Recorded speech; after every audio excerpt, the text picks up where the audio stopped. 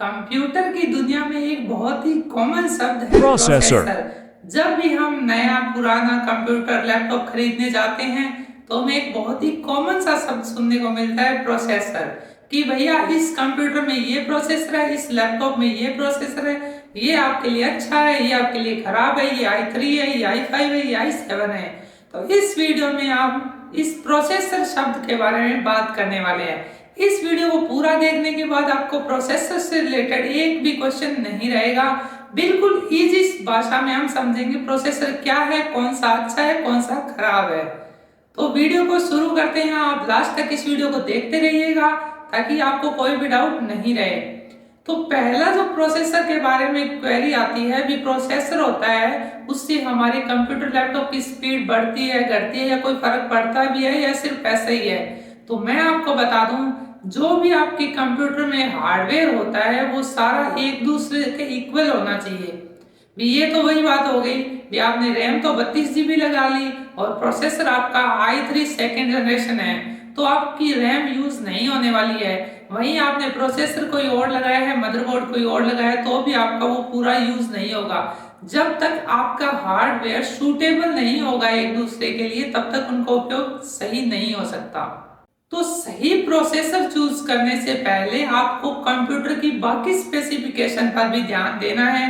कितने GB hard disk है, कितनी रैम है, कौन सा मदरबोर्ड है, और क्या उसमें आप अलग से ग्राफिक कार्ड वगैरह इंस्टॉल करवा रहे हैं, उसके बारे में भी आपको पूरी जानकारी होनी चाहिए। इस वीडियो में हम केवल बात करेंगे प्रोसेसर के बारे में, तो इधर उधर की बातें ना करके हम सीधा प्रोसेसर पर पहुंचते हैं।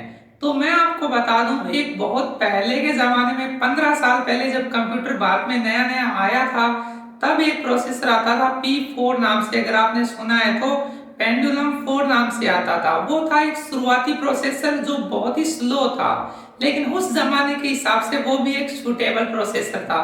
उसके बाद थोड़ा आगे इंप्रूवमेंट आई प्रोसेसर में। उसके बाद लॉन्च हुआ ड्यूल कोर प्रोसेसर। उसके बाद अभी तो साल 2 साल में प्रोसेसर और उसकी जनरेशन बढ़ती जा रही है। तो अभी तो हम i9 i11 तक पहुंच गए हैं। तो पहले तो हम बात करते हैं जो आई की क्या बात है, जो आई क्यों लगाया जाता है यहाँ पे, एक्स वाई जेड और कुछ शब्द का उपयोग क्यों नहीं किया जाता, जैसे i5 i7, ये आई क्या चीज है। तो इस आई शब्द की बात करें तो ये दर्शाता है इंटेल कंपनी को, क्योंकि जो ये प्रोसेसर हम यूज करते हैं ये इंटेल बनाती है। ऐसा नहीं है कि प्रोसेसर केवल इंटेल ही बनाती है, इसके अलावा आपने कभी सुना होगा राइजन 5, राइजन 3, वो भी प्रोसेसर बनाती है। तो ये दो अलग अलग कंपनियां हैं। उदाहरण के लिए जैसे मारुति कार भी बनाती है और कार तो टाटा भी बनाती है, तो है तो दोनों ही कार, लेकिन वो अलग अलग कंपनी की है। तो ये प्रोसेसर भी जैसे अलग अलग कंपनी के आते हैं।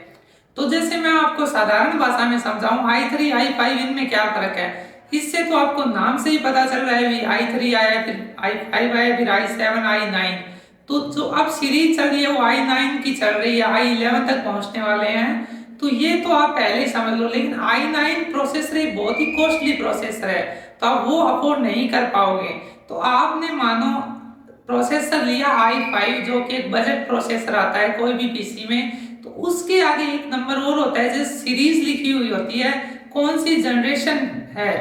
तो जनरेशन से आप समझ सकते हैं 10th जनरेशन है, 5 जनरेशन है, 6th है, 7th है, 12th है। तो जनरेशन का क्या मैटर है, तो जनरेशन प्रोसेसर में उसी प्रकार से काम आती है। जैसे मैं आपको बता दूं, जैसे i5 हम लेते हैं 5th जनरेशन, 5वीं जनरेशन को, तो जो 5वीं जनरेशन i5 की चलती थी वो काफी साल पहले चलती थी। जो अब भी प्रोसेसर तो i5 नहीं समझ गए, भी नए नए मॉडल आ रहे हैं, तो ये जनरेशन क्यों बढ़ाई जा रही है। जनरेशन में क्या होता है, जो प्रोसेसर के अंदर नैनो पार्टिकल्स होते हैं उनकी संख्या बढ़ा दी जाती है, उनको छोटा करके उनकी संख्या बढ़ा दी जाती है। उदाहरण के लिए कोई 10x10 फीट का हम कमरा लेते हैं, 10x10 का एक रूम है। उसके अंदर क्या था, पहले 5 लोग आ रहे थे, जो थोड़े हेल्दी लोग थे, मोटे मोटे 5 लोग घुसा दिए। अब 5 लोग कितना काम करेंगे, वो तो 5 लोगों की जितनी कैपेसिटी उतना ही काम कर पाएंगे। तो ये मान ली हमने 5वीं जनरेशन। जैसे 10वीं जनरेशन है, ये मानो i5 10th जनरेशन है, तो इसमें कमरे का साइज वही है, लोग जो है वो पतले पतले मेरे जैसे 10 लोग घुसा दिए उसी कमरे में। तो अब उस कमरे में जो लोग हैं उनकी पावर बढ़ी या नहीं बढ़ी, ऑफ कोर्स ही बात है, बड़ी होगी 5 और 10 के मुकाबले में वो जो 10 लोग हैं वो ज्यादा काम करेंगे। ये सेम ही बात होती है प्रोसेसर के साथ। पहले उसमें जो कोर बोलते हैं इनको, कोर कम थे, जैसे जैसे जनरेशन बढ़ी उसके अंदर कोर ज्यादा इंस्टॉल कर दिए। तो मान लो उदाहरण के लिए एक आपका प्रोसेसर है i5 5th जनरेशन, दूसरा आपका प्रोसेसर है i3 12th जनरेशन। तो जो काम है आपका, पावर जिसके पास ज्यादा है वो i3 के पास ज्यादा है। आप सोचोगे भी बड़ा प्रोसेसर तो i5 है, i5 में क्या है, पुरानी जनरेशन है बहुत, उसमें कोर की जो संख्या है वो कम है। तो इससे आप सिंपल सी भाषा में समझ सकते हो, आपके प्रोसेसर के साथ साथ आपकी जनरेशन का भी आप होना जरूरी है। तो आप i3 12th जनरेशन और i5 5th जनरेशन काम दोनों सेम ही लेवल के करने वाले हैं। तो जब भी आप नया प्रोसेसर बाय करें, नया कंप्यूटर बाय करें, तो इस चीज को ध्यान में रखें, आपके प्रोसेसर के साथ साथ जनरेशन भी मैटर करती है। ऐसा नहीं है कि आपने प्रोसेसर तो i7 सेकंड जनरेशन ले लिया, फिर आप कहोगे मेरा तो i7 प्रोसेसर है, फास्ट क्यों नहीं चल रहा, ऐसा नहीं है। जबकि आपका i3 12th generation i7 second generation के जितना ही काम करेगा। ये मैंने आपको साधारण भाषा में बता ही दिया कि जनरेशन का और प्रोसेसर का क्या फर्क है। जितनी अप जनरेशन होगी प्रोसेसर उतना ही फास्ट होगा, क्योंकि उसके पास पावर ज्यादा है, उसमें कोर ज्यादा है। तो इस वीडियो से आपको क्लियर हो गया होगा प्रोसेसर जनरेशन क्या होती है, आपको कौन सा प्रोसेसर खरीदना चाहिए। तो इसी के साथ मिलते हैं नेक्स्ट इंफॉर्मेटिव वीडियो में, तब तक के लिए धन्यवाद।